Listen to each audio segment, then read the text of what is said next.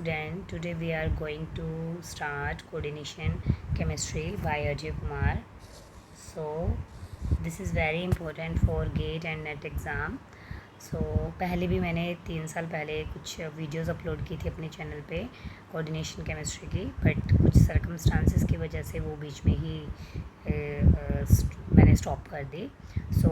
मैं दोबारा से इसे स्टार्ट करती हूँ, ठीक है। और कोशिश करूँगी कि अब कंप्लीट पूरी coordination chemistry bye Ajay Kumar की सीरीज़ अपलोड करूँ, क्योंकि आई थिंक 30% एग्ज़ाम में कोऑर्डिनेशन वाला पार्ट विद बायो इनऑर्गेनिक का पार्ट, कुछ पार्ट्स ऐसा है जो 2-3 बुक से बहुत इजी तरीके से कवर हो जाता है नेट के एग्ज़ाम के लिए। आप प्रीवियस ईयर के क्वेश्चंस पेपर भी उठाओगे ना, उसमें भी आप नोटिस करोगे कि कोऑर्डिनेशन कंपाउंड, बायो इनऑर्गेनिक और एक ऑर्गेनोमेटेलिक, ये 3 टॉपिक ऐसे हैं जो पूरी इनऑर्गेनिक को कवर कर देते हैं, मैक्सिमम पार्ट। अजय कुमार की बुक से मैक्सिमम क्वेश्चंस आते हैं, डायरेक्ट आते हैं क्वेश्चंस। हम इसे लाइन टू लाइन पढ़ेंगे, ठीक है। और उसके बाद at the end of this chapter मैं आपको कुछ MCQ वगैरह प्रोवाइड करूँगी। और अगर आपको इसकी PDF भी चाहिए तो मुझे कमेंट बॉक्स में लिख दीजिएगा कि मैम प्लीज़ प्रोवाइड PDF। मैं इसकी PDF का लिंक भी आप लोगों को सेंड कर दूँगी। स्टार्ट करते हैं फर्स्ट चैप्टर से। First chapter will be an introduction to coordination compound, ठीक है। All 7 chapter are important. 20 और 30 मिनट्स की मैं डेली वीडियो अपलोड करूँगी, तो आप उसको ये सीरीज़ कंटिन्यू रखिए फॉर जो आपका अपकमिंग जो अपकमिंग एग्ज़ाम है आपका नेट का 4 दिसंबर। तो ये एक बार आप बुक मेरे साथ रिवाइज़ कर लीजिएगा, तो उसके बाद एग्ज़ाम के टाइम पे पढ़े तो ये आपका हो जाएगा कंप्लीट। तो फर्स्ट चैप्टर के अंदर इंट्रोडक्शन पार्ट है, ठीक है। और अगर आपको कहीं भी डाउट हो, जो भी मैंने वीडियो अपलोड किया उससे रिलेटेड या कुछ भी, तो आप मुझे कमेंट बॉक्स में लिख दीजिएगा कि मैम ये टॉपिक या इससे रिलेटेड एक शॉर्ट वीडियो डाल दीजिए, ये टॉपिक नहीं समझ आया तो मैं उसको अपलोड कर दूँगी। तो फर्स्ट इस पेज के अंदर अगर हम बात करें तो ये बताया गया है कि जैसे हमें पता है कि कोऑर्डिनेशन कंपाउंड्स क्या है, कुछ टाइप ऑफ कंपाउंड्स हैं, ठीक है। तो how they will form by the help of ligands plus metal, ठीक है। ये 2 चीज़ों की हेल्प से बनते हैं, लिगेंड की वजह से और मेटल की वजह से, लिगेंड एंड मेटल। तो क्या इसके अंदर सबसे पहले लिगेंड की डेफिनेशन बताई हुई है, any species that have at least 1 pair of electron and that can donate its lone pair of electron to metal cation are called ligand. कोई भी ऐसी स्पीसीज़ जिसके पास कम से कम एटलीस्ट 1 लोन पेयर है इलेक्ट्रॉन का, और जो उस इलेक्ट्रॉन पेयर को क्या कर सके, डोनेट कर सके। किसको डोनेट कर सके? मेटल को डोनेट कर सके, ठीक है। तो उसे हम क्या बोलेंगे? लिगेंड बोलेंगे, ठीक है, मेटल कटायन। तो कोई भी ऐसी स्पीसीज़ जो मेटल को डोनेट कर सके, डैट इज़ लिगेंड। कुछ चैप्टर्स ज़्यादा इंपॉर्टेंट है तो उसमें मैं थोड़ा ज़्यादा टाइम स्पेंड कर दूँगी ताकि आप लोगों को बेटर अंडरस्टैंडिंग हो। और जो चैप्टर थोड़े कम इंपॉर्टेंट है तो हम जिसको जल्दी जल्दी कवर कर लेंगे, ठीक है। उसके बाद है since a ligand is an electron rich species, ठीक है। अब हमें पता है कि इसके पास काफ़ी सारे इलेक्ट्रॉन है, ये इलेक्ट्रॉन रिच स्पीसीज़ है। तो इलेक्ट्रॉन रिच स्पीसीज़ क्या होती है? हमें पता है कि इलेक्ट्रॉन रिच स्पीसीज़ को हम क्या नाम देते हैं? न्यूक्लियोफाइल। क्या बोलते हैं हम इसे? न्यूक्लियोफाइल। और we can say Lewis base, ठीक है। तो लिगेंड का ही दूसरा नेम न्यूक्लियोफाइल्स भी बोल सकते हैं हम, लुईस बेस से भी रिप्रेजेंट कर सकते हैं, ठीक। उसके बाद जो मेटल है, मेटल कटायन इज़ एन, अब इसने इसको इलेक्ट्रॉन दिया, ठीक है। मान लो आपने किसी को कोई चीज़ डोनेट की या कोई चीज़ दी, क्यों दोगे आप? क्योंकि इसको क्या है, मेटल को क्या है, मेटल को रिक्वायरमेंट है, तभी तो वो उसे इलेक्ट्रॉन लेगा, ठीक है। तो इसमें बताया है कि जो मेटल कटायन है वो क्या है, इलेक्ट्रॉन डेफिशिएंट स्पीसीज़ है, ठीक है। डेफिशिएंट मतलब उसके पास कमी है, किस चीज़ की? उसके पास कमी है इलेक्ट्रॉन की, ठीक है। तो उसकी जो डेफिशिएंसी है उसको कौन पूरा करेगा? उसको लिगेंड पूरा करेगा, ठीक है। तो metal cation is an electron deficient species. अब अगर इलेक्ट्रॉन डेफिशिएंट स्पीसीज है तो इलेक्ट्रॉन डेफिशिएंट स्पीसीज को हम दूसरा नाम क्या बोलते हैं? इलेक्ट्रोफाइल, ठीक है।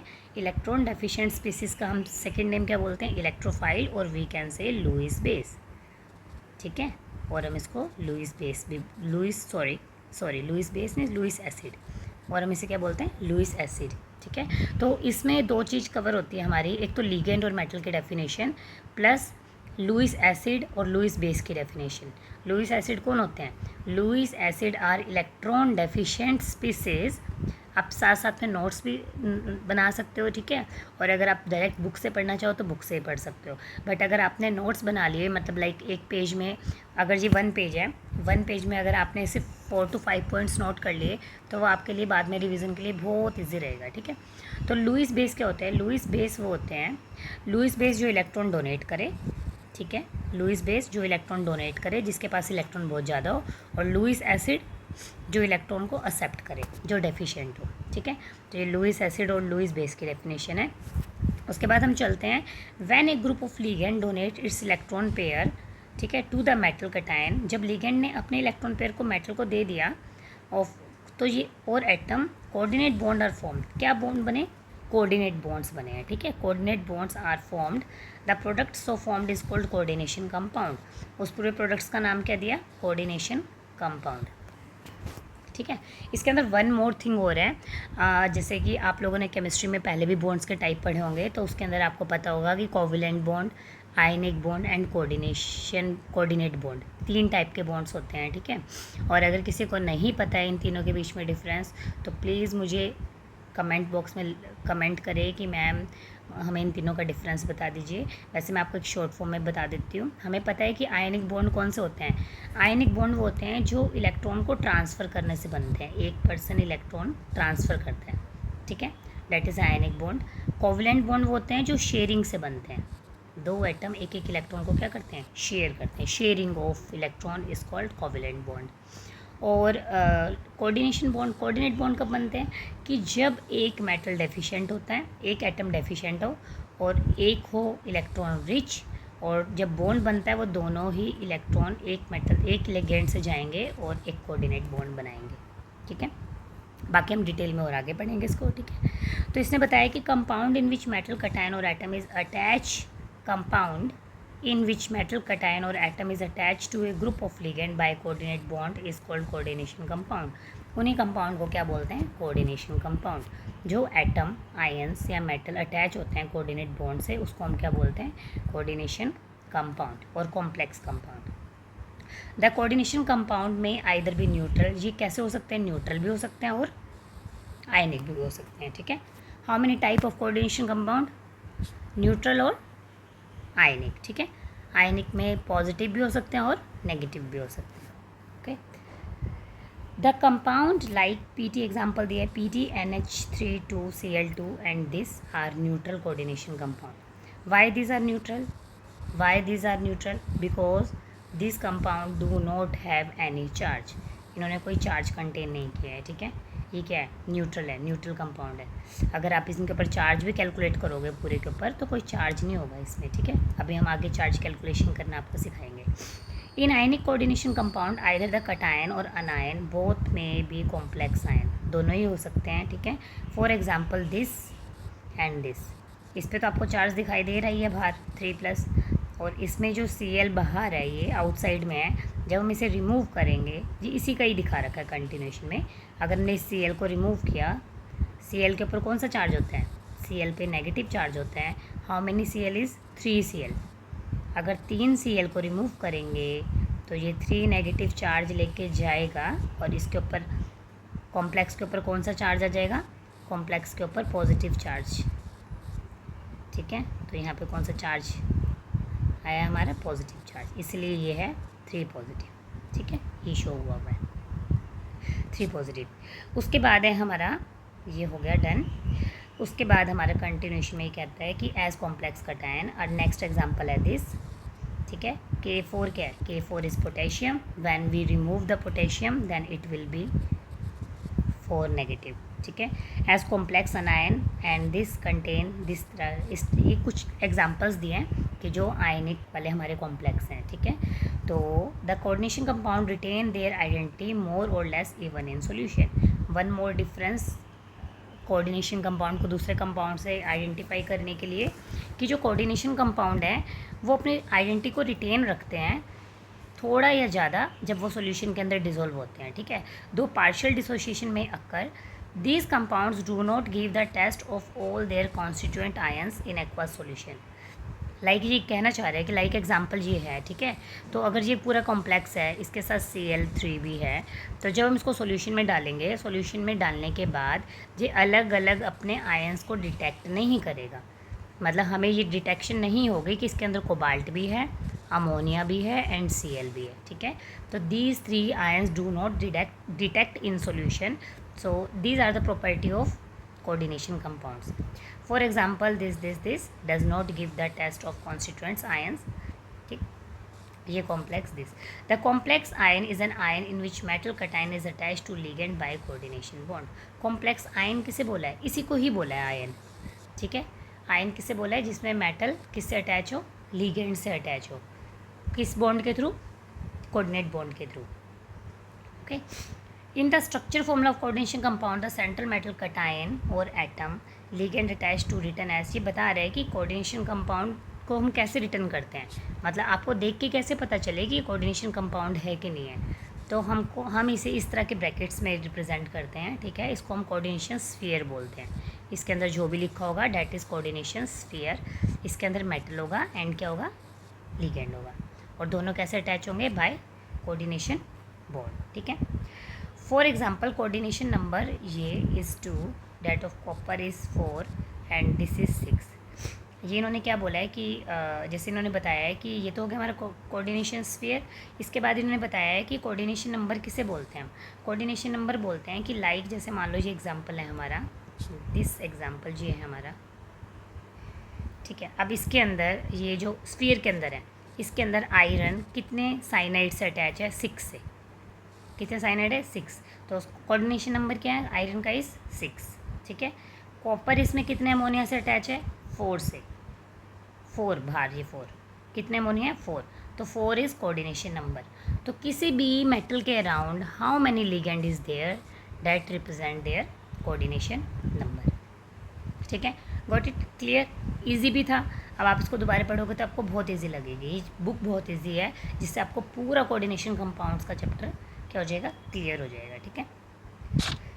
नेक्स्ट जो है इसके अंदर ये बताया हुआ है कि complex of cobalt chloride with ammonia. कुछ कॉम्प्लेक्स दिए हुए हैं कोबाल्ट के, किसके साथ हैं? अमोनिया एंड क्लोराइड के पास, ठीक है। ये भी है, ये भी है, ये। अब इसे ध्यान से देखना, ये इम्पोर्टेंट है। This is important for exam में क्वेश्चन जरूर आता है इससे रिलेटेड। आप प्रीवियस ईयर के क्वेश्चन पेपर उठाओगे तो आपको इसमें दिखेगा कि इसमें से कुछ जरूर एक question last year previous year में से पूछा हुआ है, ठीक है। तो इसमें आप ध्यान से देखो कि इसमें क्या है कि cobalt Cl3 6NH3, cobalt Cl3 5NH3, cobalt Cl3 4NH3, cobalt Cl3 4NH3, ठीक। तो ये जो है 6NH3 मतलब कोबाल्ट का कोऑर्डिनेशन नंबर 6 है।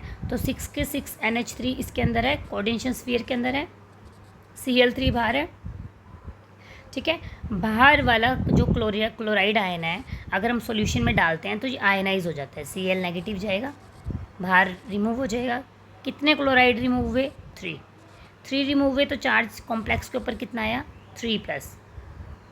मैं यहाँ पे बता देती हूँ अगर किसी को समझ नहीं आया तो। जैसे लाइक हमारे पास ये है NH3 6 Cl3। अगर हम 3 Cl को रिमूव करेंगे, Cl के ऊपर नेगेटिव चार्ज होता है। How many Cl is 3।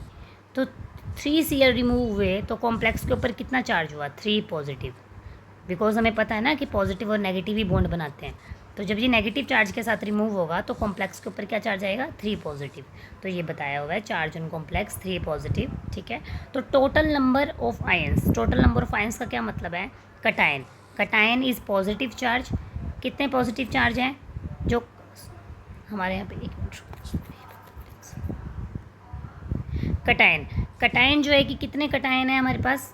Number of, number पूछ रहे हैं, नंबर कितना कटायन स्फीयर है हमारे पास? 1 कटायन स्फीयर है। मतलब चार्ज नहीं पूछ रहा है, ये पूछ रहा है कि कितना कटायन है? 1 कटायन है, ये 1, ठीक है। तो कटायन 1 है, टोटल 1। अनायन कितने हैं हमारे पास? 3 क्लोरीन हमने निकाले थे बाहर, तो क्लोरीन 3। तो टोटल आयन कितने हो गए? टोटल आयन हो गए हमारे 4, ठीक है। और इसका कम्प्लेक्स होगा ये हमारा येलो कलर का।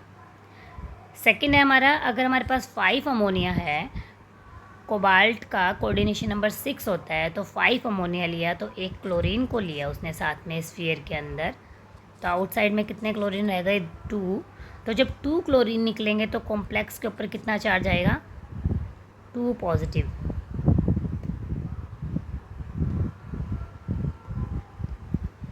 कॉम्प्लेक्स के ऊपर कितना चार्ज आएगा, 2 पॉजिटिव। ठीक है, जब कॉम्प्लेक्स पे 2 पॉजिटिव चार्ज आएगा, ये 2 पॉजिटिव कॉम्प्लेक्स पे चार्ज, ठीक है, ये हो गया। कटायन हमारा कितना है, कटायन तो एक ही है ना, ये NH3 5Cl। कटायन कितना है हमारा, कटायन तो 1 ही है ना, 2 पॉजिटिव। तो 1 कटायन और कितने क्लोराइड है, how many chloride, 2 chloride, 2 chloride, 2 chloride, 2 अनायन, chloride के अनायन, तो टोटल आयंस कितने हो गए, टोटल आयंस इज 3, और कलर क्या हो गया, पर्पल। ठीक है, ऐसे ही बाकी तीनों को रिप्रेजेंट किया हुआ है कि किस तरह से। एक चीज़ देख लेना इसमें, अगर ये ट्रांस और सिस का हम बता देते हैं कि अगर मेटल के, मेरे पास मेटल के अराउंड 4 लिगेंड है, 4 लिगेंड, ये वाई से रिप्रेजेंट करते हैं। तो अगर 2 लिगेंड अगर सेम साइड है तो हम उसको सिस बोलते हैं, दिस इज सिस फॉर्म। और अगर 2 लिगेंड हमारे पास अपोजिट साइड है, लाइक एक्स वाई, अगर ये अपोजिट साइड हैं, इनकी रिप्रेजेंटेशन अपोजिट साइड है सेम लिगेंड की, तो ये ट्रांसफॉर्म होती है। तो सिस फॉर्म एंड ट्रांसफॉर्म दोनों का कलर अलग है, एक का ग्रीन है और एक का वॉलेट कलर है। ठीक है, तो इस चीज़ को हमें ध्यान रखना है, ग्रीन एंड वॉलेट कलर। ठीक है, cis from same side, cis मतलब same, trans means opposite side, trans means opposite. तो इस चीज़ को ध्यान में रखते हुए हमें ये देखना है कि यहाँ पे टोटल नंबर ऑफ आयंस 4 थे, यहाँ टोटल नंबर ऑफ आयंस 3, यहाँ बाहर क्लोरीन कितना है 1, तो 1 ही अनायन बनेगा और 1 ही कटायन बनेगा, तो total number of ions 2, total number of ions 2। ठीक है, तो इस तरह से इन्होंने बताया है कि हमें पता है कि जब हम कंडक्टिव इलेक्ट्रोकेमिस्ट्री जब आप चैप्टर पढ़ के आते हो तो उसमें आप क्या सीखते हो, मोर नंबर ऑफ आयंस, आयंस के नंबर अगर ज़्यादा होंगे, मोर number of ions, more complex will be conductive power, conductivity क्या होगी उसकी, ज़्यादा होगी। ठीक है, तो अगर कंडक्टिविटी के टर्म में देखें तो ये वाला जो कॉम्प्लेक्स है वो मोर कंडक्टिविटी शो करेगा, because these have more number of ions. ठीक है, तो इस तरह के क्वेश्चन भी पूछे जाते हैं, क्योंकि केमिस्ट्री में ऐसा नहीं है कि इलेक्ट्रोकेमिस्ट्री के क्वेश्चन अलग आएंगे, कोऑर्डिनेशन के अलग आएंगे, मिक्स होकर क्वेश्चन आते हैं, तो यू शुड नो। ठीक है, तो हम बात करते हैं कि ये नेक्स्ट एग्जांपल दिया उसने, कोबाल्ट Cl3 6NH3। ठीक है, अब इसने बोला है कि एक्सेस Ag डाल दिया हमने। अब Ag क्या है, Ag इज सिल्वर, और हमें पता है कि जो सिल्वर है वो क्लोरीन के साथ बहुत अच्छा बॉन्ड बनाता है। ठीक है, तो जब भी सिल्वर को क्लोरीन दिखाई दिया तो उसको लेके क्या चला जाएगा। ठीक, तो जैसे Ag को क्लोरीन दिखा, हाउ मैनी क्लोरीन, 3 क्लोरीन, तो AgCl 3 AgCl क्या हो गए, बाहर निकल गए। ठीक है, रिमूव हो गए। उसके बाद नेक्स्ट एक्सेस Ag, नेक्स्ट में क्लोरीन तो 3 है बट यहाँ अमोनिया कितने हैं, 5। कोबाल्ट को कितना कोऑर्डिनेशन नंबर शो करना है, 6। ठीक है, ऐसा क्यों है, क्योंकि कुछ मेटल कॉम्प्लेक्स ऐसे हैं जो एक प्रॉपर कोऑर्डिनेशन नंबर में ही क्या होते हैं, प्रॉपर कोऑर्डिनेशन नंबर में ही क्या होते हैं, स्टेबल होते हैं। तो जो कोबाल्ट है वो 6 कोऑर्डिनेशन नंबर में ही क्या है, स्टेबल है। ठीक है, तो कोबाल्ट क्या करेगा, 6 कोऑर्डिनेशन नंबर शो करेगा, तो 5 तो अमोनिया है, 1 क्लोरीन को कंटेन करेगा। तो how many chlorine will be left, 2 chlorine, तो Ag कितने के साथ बॉन्ड बनाएगा, 2 क्लोरीन के साथ, तो 2 AgCl रिमूव, और हेयर 1 AgCl रिमूव। ठीक है, तो ये इस तरह से रिमूव हो गए। तो यहाँ बताया Werner reported this all the 3 chloride satisfy only primary valency, the 6 ammonia molecules satisfy only the secondary valency, the primary valency represented by dotted and secondary valency represented by the solid line। अब यहाँ पे I think आपने +2 class के coordination compound का जो chapter है उसमें आया था स्टार्टिंग में, वर्नर ने क्या थ्योरी दी थी, वर्नर ने सबसे पहले जो चैप्टर की स्टार्टिंग है वो यहीं से है कि Werner explain the difference between primary valency and secondary valency, primary and secondary valency. ठीक है, प्राइमरी वैलेंसी क्या होती है, प्राइमरी वैलेंसी वो होती है जो कोऑर्डिनेशन स्फीयर के बाहर होती है, कहीं पे भी कोऑर्डिनेशन स्फीयर के बाहर जो वैलेंसी आएगी वो क्या आएगी, प्राइमरी आएगी। ठीक है, और जो कोऑर्डिनेशन स्फीयर के अंदर आएगी वो क्या आएगी, सेकेंडरी वैलेंसी आएगी। तो यहाँ पे वो कह रहा है कि जो क्लोराइड है सेटिस्फाई करता है प्राइमरी वैलेंसी को और अमोनिया सेटिस्फाई करता है सेकेंडरी वैलेंसी को। ठीक है, प्राइमरी वैलेंसी बाहर है कोऑर्डिनेशन स्फीयर के, तो इसलिए हम बाहर वाले को डॉटेड से रिप्रेजेंट करते हैं, और सेकेंडरी वैलेंसी अंदर है तो इसलिए हम इसको सॉलिड लाइन से रिप्रेजेंट करते हैं। ठीक है, द स्ट्रक्चर ऑफ ये is shown this, the compound solution give 4 ions. One more difference, जो प्राइमरी वैलेंसी है वो आपको ऑक्सीडेशन स्टेट के बारे में बताती है, ये मैं आपको बताऊंगी नेक्स्ट, बस अभी आप ये ध्यान रखना। जो सेकेंडरी वैलेंसी है वो आपको कोऑर्डिनेशन नंबर के बारे में बताती है। कोऑर्डिनेशन नंबर तो अभी हमने पीछे पढ़ा ना कि स्फीयर के अंदर कितने मॉलिक्यूल है वो हमें क्या रिप्रेजेंट करते हैं, कोऑर्डिनेशन नंबर। स्फीयर के अंदर कितने हैं, स्फीयर के अंदर 6 अमोनिया है। हाउ मेनी अमोनिया इज 6, तो 6 क्या है, 6 कोऑर्डिनेशन नंबर। और स्फीयर के अंदर कौन सी वैलेंसी होती है, सेकेंडरी वैलेंसी। तो सेकेंडरी वैलेंसी में क्या बताती है, कोऑर्डिनेशन नंबर के बारे में बताती है। ठीक है, तो यहाँ पे उन्होंने ये बताया है all the 3 primary valency satisfy chloride ion this. ठीक है, बाकी हम करेंगे नेक्स्ट वीडियो में। तो मैं कंटिन्यूशन में डेली या फिर आफ्टर 1 डे और 2 डेज़ में डेली वीडियो अपलोड करती रहूँगी। आपको अगर कुछ भी इसमें डाउट हो तो प्लीज़ मुझे कमेंट बॉक्स में बता दीजिएगा, और प्लीज़ मेरे चैनल को लाइक एंड सब्सक्राइब कर दीजिएगा। Thank you.